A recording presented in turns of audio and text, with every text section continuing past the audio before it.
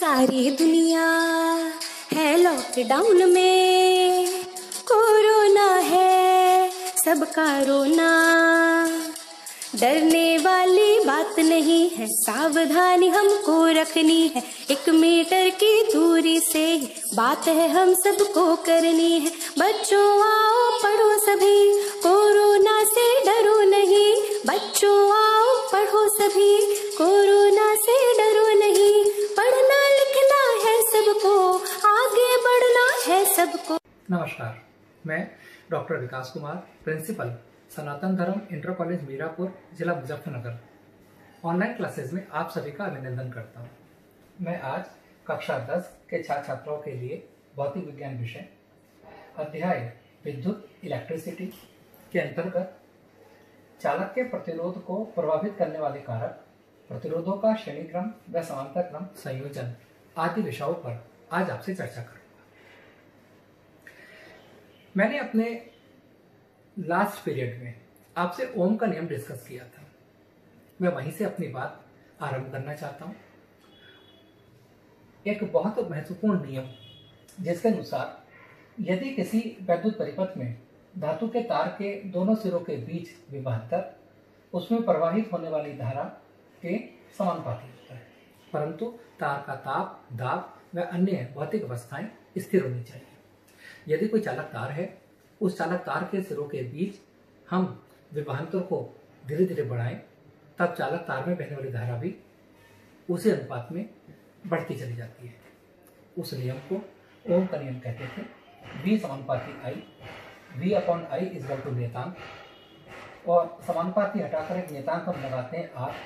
यह एक समानुपाती नियतांक है और इस नियतांक को प्रतिरोध कहा जाता है। प्रतिरोध चालक का वह गुण है जिसके कारण चालक अपने में होने वाले आवेश के प्रभाव का विरोध करता है। प्रतिरोध का ऐसा ही मात्रक ओम होता है। इसे ग्रीक भाषा के शब्द ओम से व्यक्त करते हैं। यहां कुछ क्वेश्चन उत्पन्न होते हैं कि प्रतिरोध की आवश्यकता क्यों है। हम श्रेणीक्रम या समांतर क्रम में जोड़कर क्या करना चाहते हैं। ये प्रतिरोध क्या होगा? अगर कोई बच्चा है और वो बच्चा मोबाइल का ज्यादा यूज करता है, हैबिचुअल हो चुका है मोबाइल का, वो गेम्स खेलता है, व्हाट्सएप वगैरह यूज करता है। अगर आप उस बच्चे से हाथ से मोबाइल अगर लें तो क्या बच्चा उसे आपको इजीली दे देगा? आपका विरोध नहीं करेगा? निश्चित रूप से करेगा। यही प्रतिरोध है। आप बच्चे को जिसका मन अगर ज्यादा पढ़ाई में नहीं लगता है, उसे आप होमवर्क रेगुलर दें तो क्या होगा? तो वो भी विरोध करता है, वो भी प्रतिरोध है। परंतु क्या हम क्लास में सभी बच्चों को एक अच्छा शिक्षक, क्या अगर क्लास में 30 या 40 स्टूडेंट्स हैं, क्या उन सभी बच्चों को एक जैसा होमवर्क देना उचित है? क्या सभी परिपथ, कोई परिपथ बना है, मैं अपनी सीधी बात पर आता हूं। कोई परिपथ है, ये एक एपरेटस है। इस एपरेटस में विभिन्न एलिमेंट्स लगे हैं। एक मोबाइल है, उस मोबाइल को हम चार्जिंग पे लगा देते हैं और उस मोबाइल जो डिफरेंट एलिमेंट से मिलकर बना होगा, क्या वो उन सभी डिफरेंट एलिमेंट्स सेम करंट के लिए उपयोगी होंगे? ऐसा नहीं है। हर एलिमेंट्स को अलग अलग करंट चाहिए होगा। किसी एलिमेंट को ज्यादा करंट चाहिए, किसी एलिमेंट को कम करंट चाहिए, कोई बहुत ज्यादा कम करंट पर अब उपयोगी होगा। तो हम हर एलिमेंट के लिए, प्रत्येक एलिमेंट के लिए अलग अलग एनर्जी सोर्स, अलग अलग सेल्स या बैटरी या एनर्जी सोर्स तो हम लगा नहीं सकते। हम पॉइंट तो एक ही दे रहे हैं, उसी पॉइंट से सभी एलिमेंट्स में करंट फ्लो हो रहा है, तो हमें उन एलिमेंट से पहले प्रतिरोध लगाना होगा। और प्रतिरोध इस प्रकार लगाना होगा, इतने ओम का रेजिस्टेंस लगाना होता है कि उस एलिमेंट में मनमाफिक करंट ही जा सके। प्रतिरोध चालक का वह गुण है जिससे चालक अपने में होकर जाने वाले आवेश के प्रभाव का विरोध करता है, और प्रतिरोध का मात्रक ओम होता है। जिस प्रकार एक अच्छा शिक्षक अपने बालकों की कैपेसिटी के अनुसार उन्हें होमवर्क देता है, जिससे उनमें उनके मनमाफिक धारा प्रभावित हो सके और उनकी हम कैपेसिटी को धीरे धीरे, पढ़ने की इच्छा को धीरे धीरे जागृत कर सके, बढ़ा सके। एक ओम क्या होता है? अगर कोई चालक तार है, उस चालक तार के सिरों के बीच मैंने 1 वोल्ट विभवांतर लगाया, 1 वोल्ट विभवांतर लगाने से यदि चालक में 1 एम्पेयर का करंट फ्लो होता है, एक एम्पेयर धारा प्रवाहित होती है, तब माना जाता है कि उस चालक का प्रतिरोध 1 ओम है। वोल्ट प्रति एम्पेयर को ही ओम कहते हैं। ये एक सर्किट मैं बताना चाहता हूं आपको कि अगर एक हमने सर्किट बनाया, ये बैटरी है, एक बैटरी कई सेल से मिलकर बनी है। सेल के सीरीज में कुंजी लगाई, जो पहले टॉपिक में मैंने बहुत अच्छे से क्लियर आपको किया था, और एक एमीटर श्रेणी क्रम में लगा होता है जो इस तार में प्रवाहित होने वाली धारा को माप सकता है। और ये 2 बिंदु एक्स और वाई हैं। इन 2 बिंदुओं के बीच मैं एक नाइक्रोम का तार लगाता हूँ, और नाइक्रोम का तार लगाने के बाद ये परिपथ पूरा हो जाता है। कुंजी को लगाने के बाद परिपथ में धारा बहने लगती है, और उस धारा को हम माप लेते हैं कि कितनी धारा यहाँ बह रही है। अब अगर मैं नाइक्रोम के तार की जगह कोई दूसरा तार लगा दूं, चांदी का तार लगा दिया या और किसी मेटल का तार में लगा दूं, तो क्या प्रत्येक बार धारा समान आएगी? ऐसा नहीं होगा। परिपथ में जैसा तार लगेगा, तार की लंबाई क्या होगी, तार का परिच्छेद क्षेत्रफल क्या है, तार का मटेरियल क्या है, जैसे जैसे धातु परिवर्तित हम करेंगे वैसे वैसे इसमें करंट भी फ्लो, करंट का मान भी चेंज आएगा। विभिन्न अवयवों के लिए विद्युत धारा भिन्न भिन्न होती है। यह भिन्न भिन्न क्यों है? कुछ अवयव विद्युत धारा के प्रवाह के लिए सरल पथ प्रदान करते हैं, जबकि अन्य इस प्रवाह का विरोध करते हैं। किसी चालक से होकर इलेक्ट्रॉनों की गति उसके प्रतिरोध द्वारा मंद हो जाती है। जैसे मैंने बताया, अगर एक बच्चों की क्लास में मैं सेम होमवर्क दूं, तो कुछ बच्चे तो ऐसे होते हैं कि जो सरल पथ प्रदान करते हैं, बिल्कुल हमारे होमवर्क के धारा प्रवाह के लिए बिल्कुल खुले मन से स्वीकार करते हैं, और वो ख्याल से अगर घर जाते के साथ सबसे पहले होमवर्क ही पूरा करते हैं, किंतु कुछ जो है कुछ उसका प्रवाह का विरोध करते हैं। किसी चालक से होकर इलेक्ट्रॉनों की गति उसके प्रतिरोध द्वारा मंद हो जाती है। एक ही साइज के चालकों में वह चालक जिसका प्रतिरोध कम होता है अधिक अच्छा चालक कहलाता है। अच्छा चालक वही है जिसका प्रतिरोध कम हो, जो अपने अंदर से होकर आवेश को आसानी से प्रवाहित होने दे, वही अच्छा चालक है। वह चालक जो पर्याप्त प्रतिरोध लगाता है प्रतिरोधक कहलाता है। वह चालक जो पर्याप्त प्रतिरोध लगाता है प्रतिरोधक कहलाता है। सर्वसम साइज का वह अवयव जो उच्च प्रतिरोध लगाता है हीन चालक कहलाता है।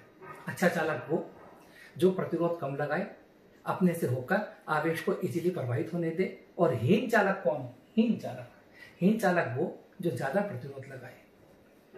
एक इंसुलेटर तो अपने में से होकर धारा ही प्रवाहित नहीं होने देता, उसका तो प्रतिरोध बहुत ज्यादा होता है। आज हम बात करते हैं कि चालक के प्रतिरोध को प्रभावित करने वाले कारक कौन है।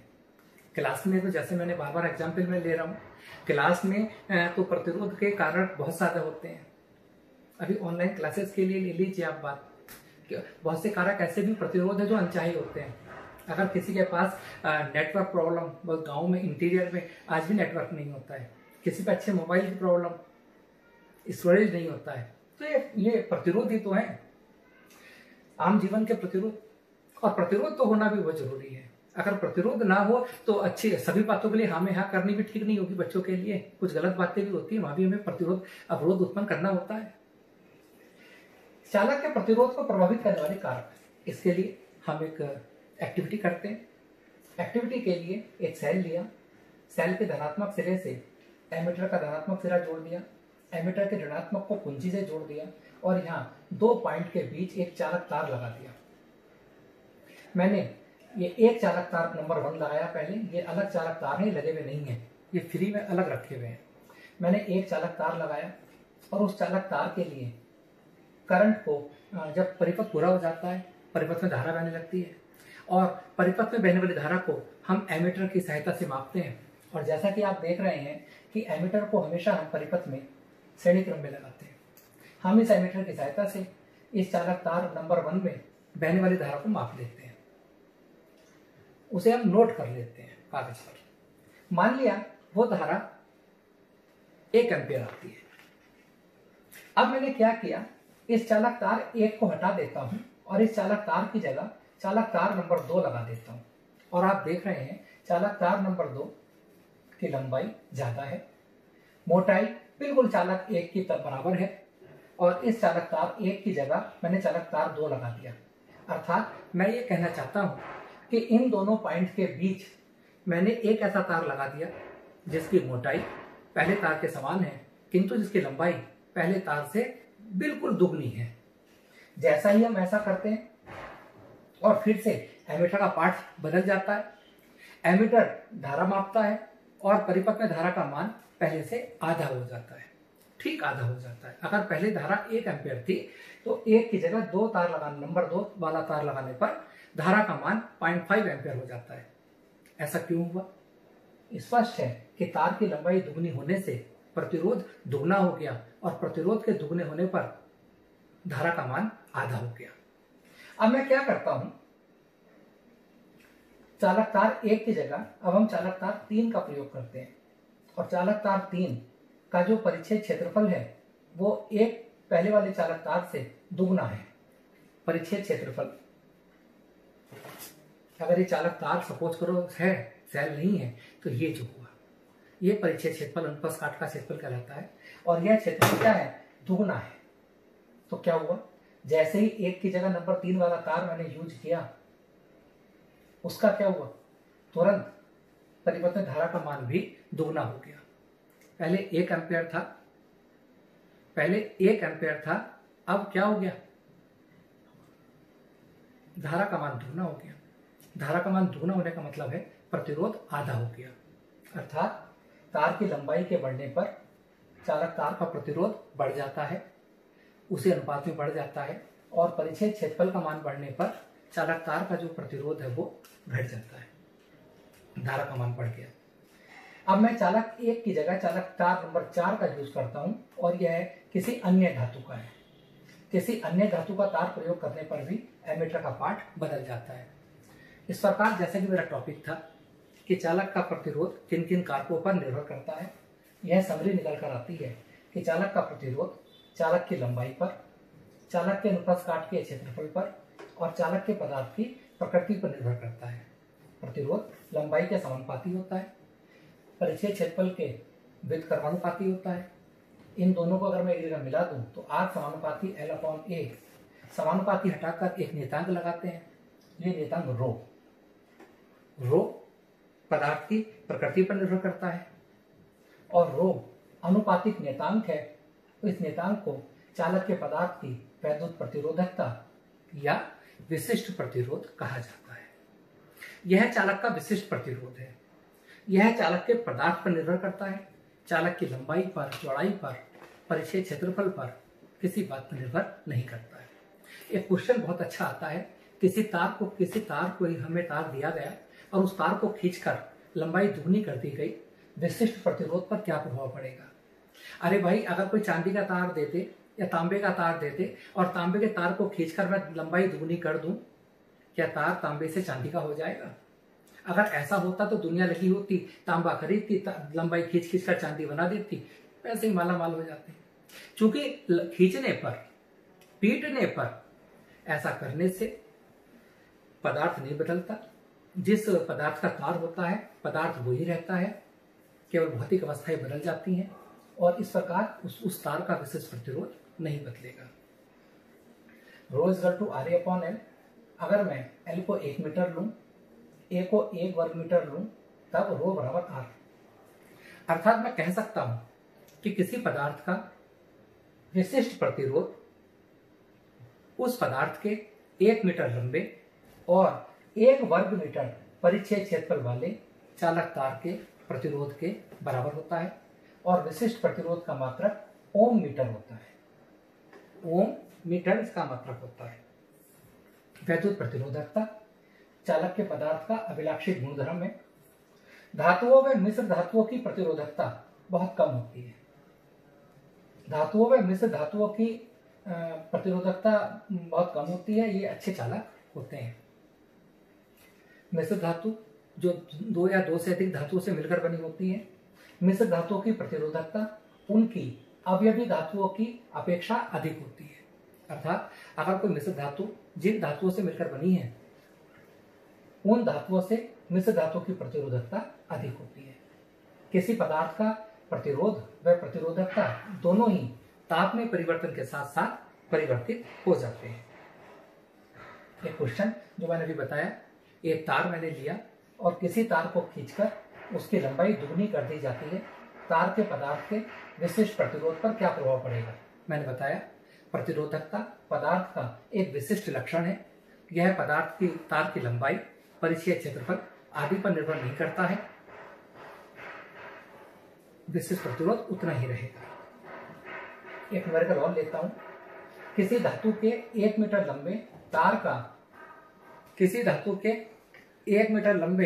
तार का 20 डिग्री सेंटीग्रेड पर प्रतिरोध 20 ओम है। यदि तार की त्रिज्या 0.2 मिलीमीटर है, तब इस ताप पर धातु का वैद्युत प्रतिरोधकता क्या होगी? प्रतिरोध 20 ओम, ये कैपिटल आर हो गया। त्रिज्या 0.2 मिमी को 10 की घात -3 से गुणा करते हैं, ये पॉइंट हटाया, 2 गुणा 10 की घात -4 मीटर, लंबाई 1 मीटर। मैंने परिचय क्षेत्रफल कैलकुलेट किया, A = πr²। पाई का मान 3.14, ये मैंने मान लगा दिया। इसके बाद हम फॉर्मूला लगाते हैं, R = ρl/A, ρ = RA/L। मैंने R का मान, A का मान, L का मान लगाया और इस प्रकार मेरा ρ का मान आ गया। इसका मात्रक ओम मीटर होता है, ये साइड में चला गया है, तो यहाँ पर आप पढ़ें ρ = 251.20 × 10⁻⁻8 ओम मीटर। प्रतिरोधों का संयोजन, जैसे मैंने बताया था आरंभ में कि प्रतिरोधों को हम 2 प्रकार से जोड़ सकते हैं, श्रेणी क्रम संयोजन और समांतर क्रम संयोजन। प्रतिरोधों को हम क्यों जोड़ते हैं? श्रेणी क्रम संयोजन को श्रेणी क्रम का प्रयोग करके हम प्रतिरोधों को बढ़ा सकते हैं, कुल प्रतिरोध, और समांतर क्रम को प्रयोग करके कुल प्रतिरोध हम घटा सकते हैं। श्रेणी क्रम संयोजन क्या होता है? अगर श्रेणी क्रम संयोजन में पहले प्रतिरोध का दूसरा सिरा दूसरे प्रतिरोध के पहले सिरे से जुड़ा होता है और इसी प्रकार दूसरे प्रतिरोध का दूसरा सिरा तीसरे प्रतिरोध के पहले सिरे से जुड़ा होता है। अगर मैं 3 प्रतिरोध लूं, पहले प्रतिरोध का दूसरा सिरा दूसरे के पहले से, दूसरे प्रतिरोध का दूसरा सिरा तीसरे के पहले से जोड़ दूं, तब वो जो क्रम बनेगा वो श्रेणी क्रम कहलाता है। जैसे कि दिखाया गया है कि 3 तार हैं। देखिए आप, पहले तार का दूसरा सिरा दूसरे के पहले से, दूसरे तार का दूसरा सिरा तीसरे के पहले से जुड़ा है और माना जाता है कि यह 3 प्रतिरोध 2 बिंदुओं x और y के बीच श्रेणी क्रम में जुड़े हैं। एक वैद्युत परिपथ हम बनाते हैं। हमें करना क्या है? हमें करना है कि ये 3 प्रतिरोधों को श्रेणी क्रम में जोड़ा, जोड़ने के बाद तुल्य प्रतिरोध कितना आएगा। एक परिपथ हमने तैयार किया, हमने एक बैटरी ली, बैटरी में कई सेल श्रेणी क्रम में जुड़े होते हैं। बैटरी का संबंध एमीटर से किया, एमीटर को संबंध तीनों प्रतिरोध से किया और एक कुंजी हमने लगा दी। एक वोल्टमीटर लगाया और यह वोल्टमीटर आप देख रहे हैं, हमेशा वोल्टमीटर को उस तार के सिरों के बीच समांतर क्रम में लगाया जाता है जिसके सिरों के बीच हमें विभवांतर ज्ञात करना होता है।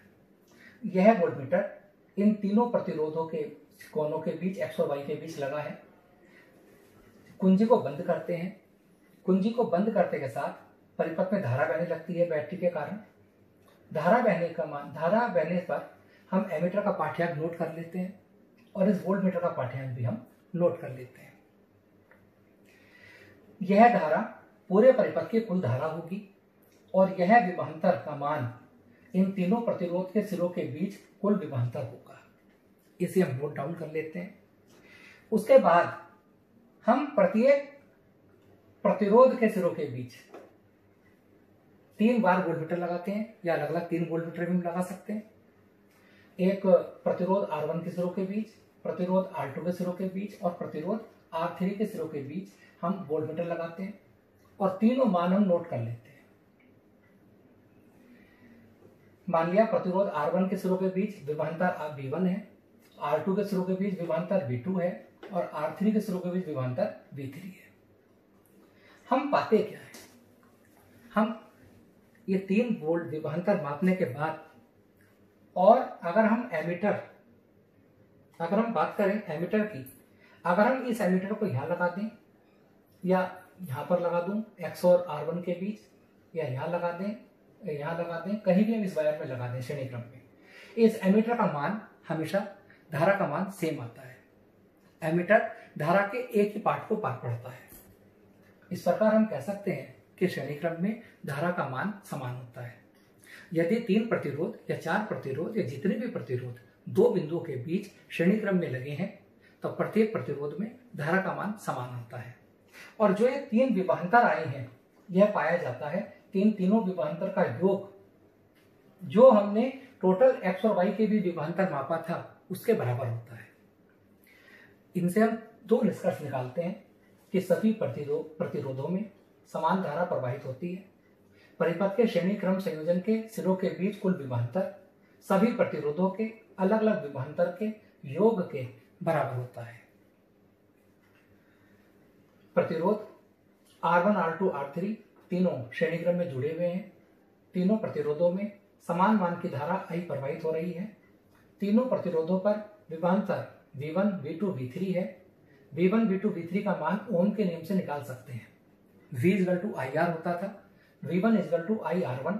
I1 क्यों नहीं लगाया मैंने? क्योंकि I1 तो है ही नहीं। श्रेणी क्रम में 3 प्रतिरोध लगे हैं और तीनों प्रतिरोधों में धारा का मान समान है। इसी प्रकार V2 बराबर IR2, V3 बराबर IR3। परिपथ में आरोपित कुल विभवांतर V बराबर V1 plus V2 plus V3। परिपथ में कुल विभवांतर का मान अलग अलग तीनों प्रतिरोधों के सिरों के बीच विभवांतर के योग के बराबर होगा। V बराबर V1 plus V2 plus V3। V1, V2 और V3 का मान रखने पर V1 का मान IR1, V2 का मान IR2, V3 का मान IR3। V बराबर IR रखने पर I मैंने कॉमन लिया, I कैंसिल आउट होता है और R बराबर R1 plus R2 plus R3।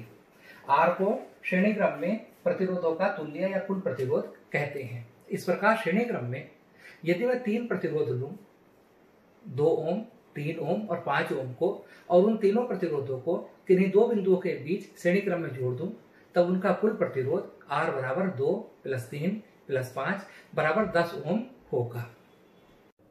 इससे कुछ निष्कर्ष निकलते हैं। जब बहुत से प्रतिरोधक श्रेणी क्रम में संयोजित होते हैं तब संयोजन का तुल्य प्रतिरोध का मान सभी प्रतिरोधों के योग के बराबर आता है। तुल्य प्रतिरोध का मान परिपथ में उपस्थित सबसे बड़े प्रतिरोध के मान से भी अधिक प्राप्त होता है। जैसा मैंने आपको बताया कि मैंने 2 ओम, 3 ओम, 5 ओम को श्रेणी क्रम में जोड़ा, कुल प्रतिरोध क्या आएगा? 2 प्लस 3 प्लस 5 बराबर 10 ओम, और 10 ओम का मान 5 ओम से भी ज्यादा है। इस प्रकार हम श्रेणी क्रम में जोड़कर प्रतिरोध का मान बढ़ा सकते हैं। अब मैं दूसरे क्रम की बात करता हूं, समांतर क्रम। समांतर क्रम संयोजन। यह समांतर क्रम संयोजन क्या है? समांतर क्रम का अर्थ होता है, पढ़ना, समांतर क्रम का अर्थ होता है कि ये तो श्रेणी क्रम है ये, और अगर ये 2 प्रतिरोध है, एक ये और एक नीचे वाला, तो ये समांतर क्रम है। एक तरफ के सिरे एक ओर जोड़ दें और दूसरी तरफ के सिरे दूसरी ओर जोड़ दें, तब ये समांतर क्रम होता है। ये समांतर क्रम। ये 3 प्रतिरोध है, ये R1, R2, R3, R4। तो ये 4 प्रतिरोध हैं। अगर आप अपनी उंगलियों को ऐसे जोड़ेंगे तो आप कहेंगे कि चारों उंगलियां समांतर क्रम में जुड़ी हैं। इस प्रकार मैं कह सकता हूं कि समांतर क्रम संयोजन में प्रतिरोधों को इस प्रकार जोड़ा जाता है कि प्रतिरोधों के एक तरफ के सभी सिरे आपस में जुड़े हों और दूसरी तरफ के सभी सिरे भी आपस में जुड़े हों। जैसे ये परिपथ है, ये 3 प्रतिरोध हैं, 3 चालक तार LM, PQ, SRT, X और Y के बीच समांतर क्रम में जुड़े हैं। इन तीनों प्रतिरोधों के एक ओर के सिरे एक बिंदु X पर जुड़े हैं और इनके दूसरे सिरे बिंदु Y पर जुड़े हैं। मैंने सेम परिपथ पहले जैसा बनाया, एक बैटरी ली, एक बैटरी जो कई सेल से मिलकर बनी होती है, एक कुंजी, एक एमीटर मैंने लिया और इनके X और Y के बीच 3 प्रतिरोध लगा दिए। हमेशा की तरह वोल्ट मीटर को उस तार के सिरों के बीच समांतर क्रम में जोड़ा जाता है जिसके सिरों के बीच मुझे विभवांतर ज्ञात करना होता है। मैंने कुंजी लगाई कुंजी लगाने के बाद धारा का मान और वोल्टमीटर का मान पढ़ लिया। इस वोल्टमीटर का मान पढ़ने पर श्रेणी क्रम में आपको याद होगा कि श्रेणी क्रम में सभी बिंदुओं पर सभी प्रतिरोधों में धारा समान थी। अब आप देखेंगे कि अगर मैं इस वोल्टमीटर को यहां ना लगाकर केवल R1 के सिरों के बीच लगा दूं या R2 के सिरों के बीच लगा दूं या R3 के सिरों के बीच लगा दूं, तो प्रत्येक प्रतिरोध के सिरों के बीच विभवांतर का मान वोल्टमीटर की सहायता से समान आएगा। इस प्रकार मैं कह सकता हूं कि समांतर क्रम में विभवांतर समान होता है। जो प्रतिरोध समांतर क्रम में जुड़े होते हैं उन सबके लिए प्रतिरोध विभवांतर का मान समान होगा। इस परिपथ को देखिए आप, मैंने विभवांतर वोल्टमीटर को R1 के सिरों के बीच लगा दिया और R1 में ही मैंने एमीटर लगा दिया। तो इस परिपथ के द्वारा मैं R1 के सिरों के बीच विभवांतर ज्ञात कर सकता हूँ, R1 में बहने वाली धारा ज्ञात कर सकता हूँ। इसी प्रकार फिर मैं R2 के सिरों के बीच लगाऊंगा वोल्टमीटर भी और एमीटर भी, तो दोनों के सिरों R2 के सिरों के बीच विभवांतर ज्ञात कर सकते हैं और R2 में धारा ज्ञात कर सकते हैं I2, R3 में धारा I3 ज्ञात कर सकते हैं। तो हम पाते हैं कि इस बार ये धारा अलग अलग आएंगी और वोल्टमीटर का पाठ्यांक सेम आएगा। श्रेणी क्रम में प्रत्येक प्रतिरोध में धारा समान होती है और समांतर क्रम में अगर जितने भी प्रतिरोध लगे हों उन प्रतिरोधों के सिरों के बीच विभवांतर समान होता है। यह माना जाता है कि यहां से धारा अगर I चलती है तो यह धारा I बिंदु X पर जाकर 3 जगह बढ़ जाती है, I1, I2, I3। निष्कर्ष निकलता है कि समांतर संयोजन में सभी प्रतिरोधों के सिरों पर विभवांतर का मान समान होता है। संयोजन में कुल वैद्युत धारा I संयोजन की प्रत्येक शाखा में प्रवाहित होने वाली अलग अलग धाराओं के योग के बराबर होती है। ये 3 प्रतिरोध R1, R2, R3 समांतर क्रम में जुड़े हैं।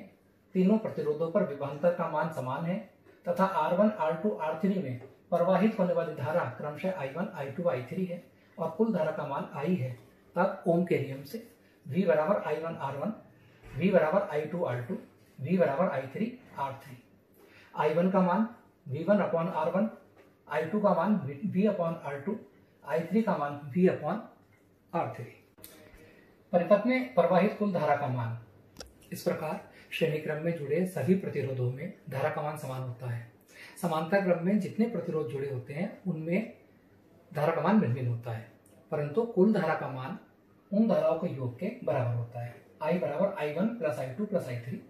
I1, I2 व I3 का मान रखने पर ये मैंने मान रख दिया, I1 का V अपॉन R1, I2 का V अपॉन R2, I3 का V अपॉन R3, I का मान V अपॉन R रखा, V कॉमन ले लिया गया और कट गया। इस प्रकार आ जाता है 1 upon R is equal to 1 upon R1 plus 1 upon R2 plus 1 upon R3। समांतर संयोजन से हम निष्कर्ष प्राप्त करते हैं। समांतर संयोजन में तुल्य प्रतिरोध का व्युत्क्रम सभी प्रतिरोधों के व्युत्क्रम के योग के बराबर होता है। 1 upon R is equal to 1 upon R1 plus 1 upon R2 plus 1 upon R3। इस प्रकार के संयोजन में जुड़े सबसे कम प्रतिरोध में सबसे अधिक धारा बहती है और सबसे अधिक प्रतिरोध में सबसे कम धारा बहती है। संयोजन का तुल्य प्रतिरोध परिपथ में उपस्थित सबसे कम प्रतिरोध से भी कम प्राप्त होता है। ऑनलाइन अभ्यास प्रस्तुत अध्याय के संबंध में पाठ्य सामग्री तथा अभ्यास कार्य MHRD द्वारा विकसित दीक्षा मोबाइल एप्लीकेशन पर उपलब्ध है। Diksha mobile application Google Play Store या iOS से डाउनलोड की जा सकती है। ऐप को डाउनलोड कर इस अध्याय से संबंधित प्रश्न व अन्य गतिविधियों का आप अभ्यास कर सकते हैं। किसी बिंदु पर शंका या स्पष्टता की आवश्यकता हो तब अपने शिक्षक से online e learning WhatsApp virtual classes में पूछकर समाधान आप कर सकते हैं। बहुत बहुत धन्यवाद।